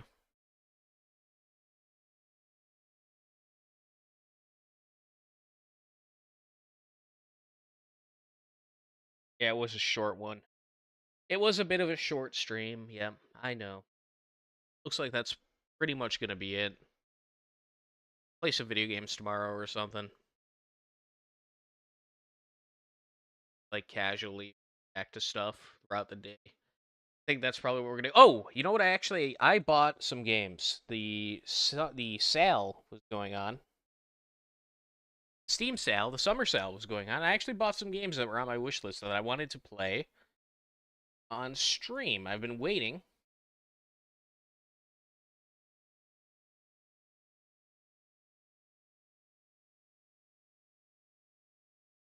Where are they? So I bought Dyson Sphere Program. I bought Toho Blossom Blade, Toho New World, and Toho Lost Branch of Legend. Toho Scarlet Curiosity. It was a bundle, guys, okay? I got it like for $5. 10, $5. I got all these games. And I said I wanted to get into like Toho games, right? So I just bought the bundle. And I got X4 Foundations. So if there's another game that you think I should, if there's like a good deal in the Steam sale of a game that you think I would enjoy, let me know. But those are it. But we do have like I could finally try the Toho games. I've seen the Fumos. Everyone knows about the Fumos, right? But nobody ever knows about the games. I don't even know about the games. I have no fucking clue. So we're gonna try the games. Fuga 2. Oh yeah, I forgot about Fuga 2. Steam sale's over? No, it's not. It's still gone. Oh, it is over. Wait, what? Why was it still loaded on my... Whatever. Okay. God damn it. Well, I missed out.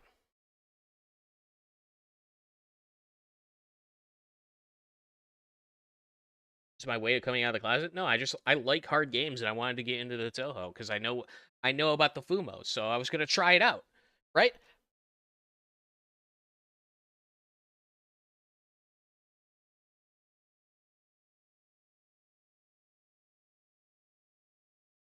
It's just some bullet hell game. I think that, well, there's like different versions. They're not all bullet hell games from what I've seen here. Some of them are like RPGs, and some of them are like 3D. I don't really know. I'm gonna pick one of them, and we'll play it, and we'll see if these games are any good. I mean, they have to be good, right? Like, why else would Fumos be, like, really popular? These games have to be, like, niche Aryan Kino, right? And otherwise, they wouldn't be popular. Or, no, wait, not Aryan, right? Because they're Japanese. So what would it be? This has to be, like, niche Gaijin slop, right? Like, it has to be niche Gaijin Kino. Forced meme. I think you're just a cranky old man, Long. I think that you're just a cranky. I think that me and you are very similar in that we're just very cranky people. But no, like, come on, this has to be. They have to be good, right? The Fumos are popular because of porn? No. Toho's a Gooner franchise? Oh my god. Don't tell me things like that. Don't say that. Can I play these games online? Can I play these games and stream them, or are they? They don't look very horny. They don't look like they're Gooner coded. Not from what I'm seeing here on the Steam page.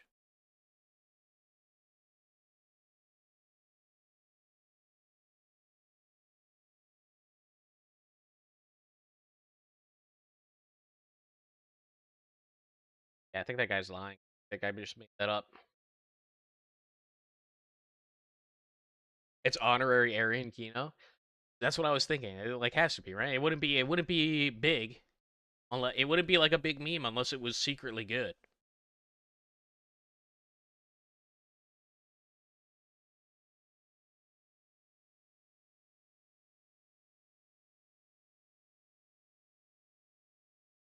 JP likes Toho for the ruthless for art. Well, I don't post on JP, so they can go fuck themselves. Xbox layoffs are well deserved. I did hear that a gaming industry collapse is kind of happening, where a shit ton of companies are getting shuttered and a bunch of people are getting fired.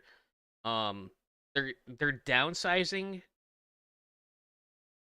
I think they said 5 layers of management, and that's down from like 12. They had 12 layers of management before then. Does this mean the games will be good again? No. No. It does not mean that.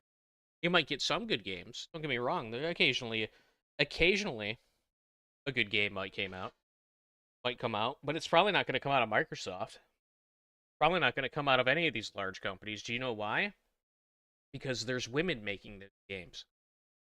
That's why. And I'm going to break it to you guys. Women aren't good at video games. Not.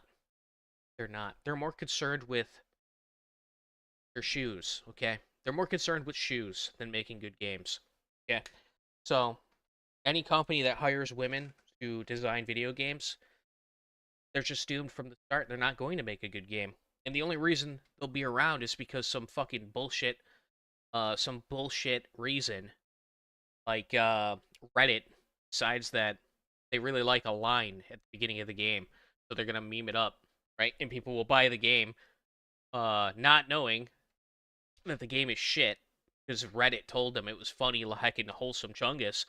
And then they'll play it for a little bit, and then they'll forget about it and never touch it again. They'll get about 3 hours into the game and drop it. And then the studio will survive just long enough to crank out another game that won't sell at all. And then they'll shutter. And that's typically what happens. That seems to be a pretty common occurrence.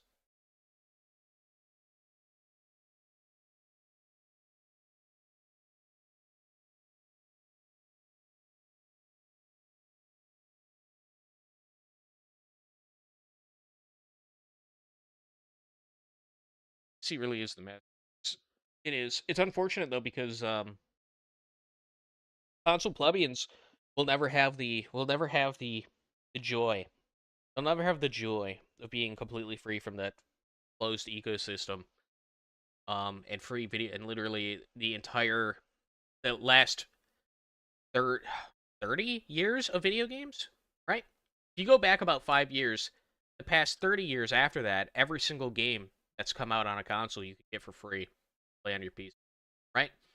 So you have like almost the entire you have the entire discography of humanity when it comes to video games available for you for free on the PC. And they'll never know. They'll never know. They still have to pay $50 for fucking Mario 64. Okay? You gotta spend $70 for Final Fantasy 7. Oh, thank you. Oh, thank you. When will Winston do the debate? I don't know. I don't know. Gotta just tell me when he's available to do it. I'm finally back, right? So. Anyways,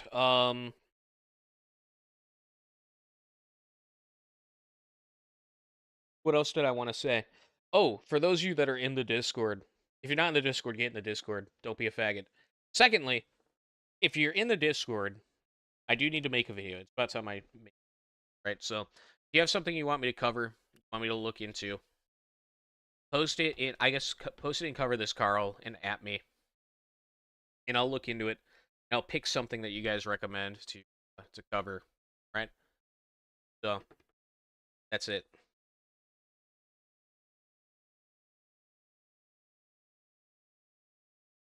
It is full of soy tea. But you could be the change you want to see in the world. Isn't that insane?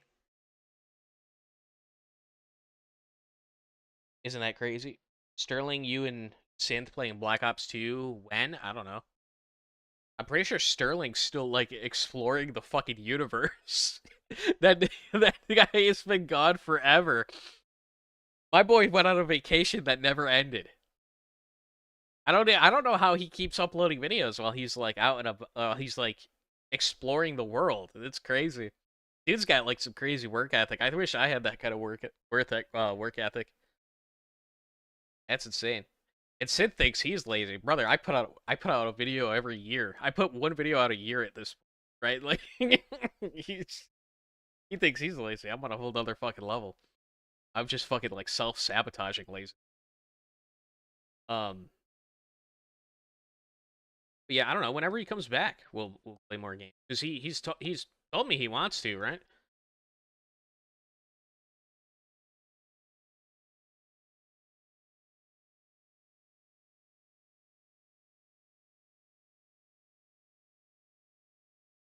I'm not gonna make an MLP video. You can go fuck yourself, okay? That's not happening. Don't recommend those. Don't do that.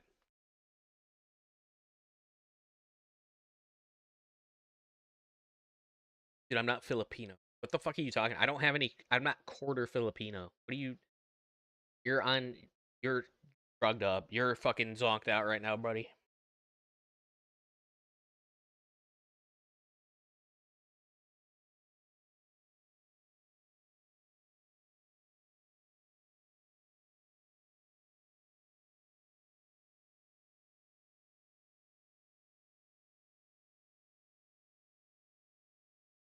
Make a backrooms video on the new movie called The Black Room. I watched that movie over the weekend. I watched that movie. I saw that in Obsession, right? Those are like the two hot movies that came out right now that are really big. They're the big ones that came out, right? Everybody's talking about them. I watched them. Backrooms was stupid. I'm not gonna lie. I did not like Backrooms that much. It kept my attention, but I wasn't that engaged. Obsession was fucking hilarious, dude. That was so funny. Boring, or what was wrong with it? It wasn't boring. Like I said, it held my attention. It just it wasn't scary. right? And it's a horror movie, so it should be scary, but it wasn't scary. It's more like the Backrooms is more like, I find it's cool to like think about, right? Like how the place works. But like the monster in it sucked. It wasn't scary. The monster in it sucked. Obsession wasn't scary either. It was just like really funny. Oh, there was that one. That one, if you want to laugh, you should watch that one. Backrooms was all right. It wasn't scary, so it was a little disappointing for me. It held my attention. I find the concept intriguing, so.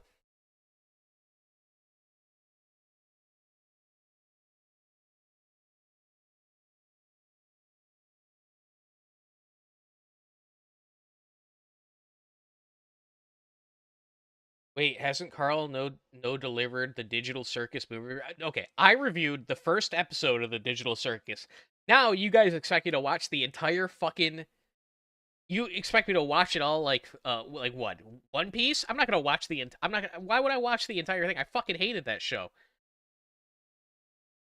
I hated Digital Circus. Did I not get that point across well enough in the video? Do you guys like think I secretly liked it?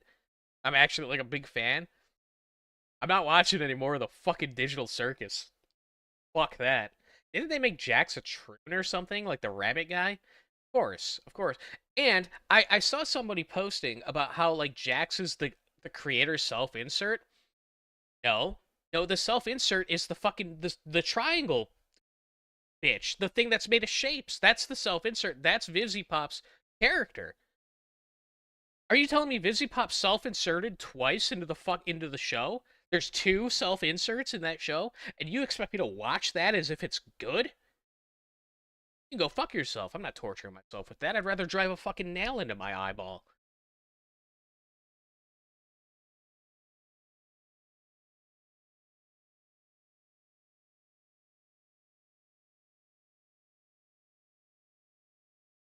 Gooseworks, whatever. Vivziepop Gooseworks. Fat troon, okay? Fat, ugly troon. Ugly thing with hair. Whatever, man. I don't consider either of them women.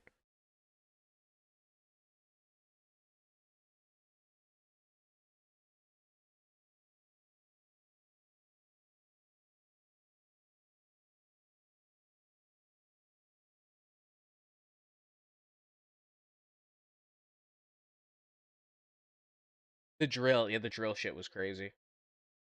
Oh yeah, yeah, I know. I know PPP watched it with Josh Moon.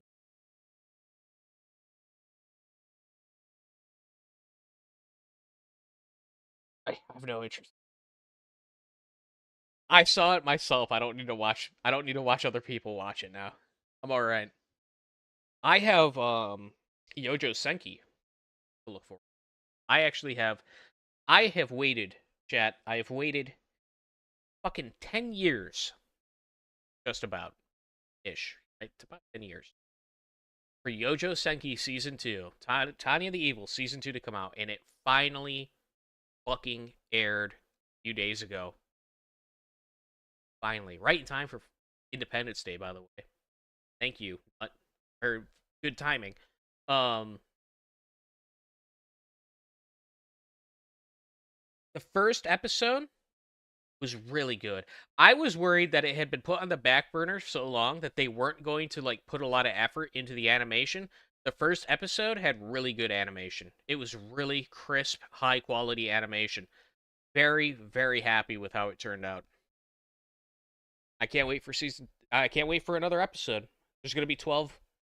We got 1. I waited a really long time to watch this, and I was very happy with the first episode.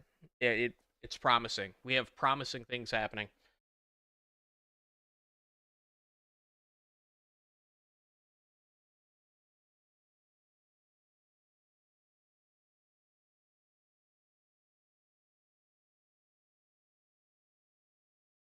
All right. At least Goon do it? No, go fuck, fuck yourself.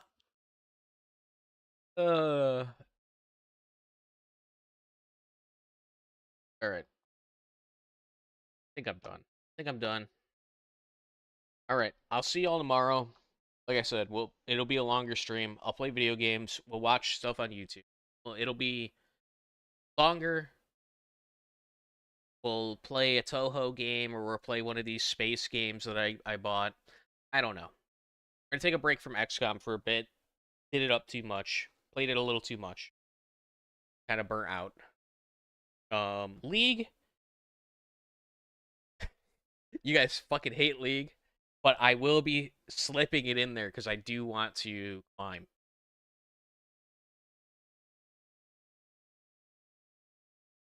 More Yakuza. We could probably do more Yakuza as well. I still have to beat a couple of them. Yeah. It'll be like gaming streams, and then like I'll take a break from gaming and watching YouTube and browse Twitter and stuff like that. You know, normal shenanigans that we typically get up to and talk about the news and whatnot. So that's kind of the plan. I'll see y'all tomorrow. Y'all have a good one.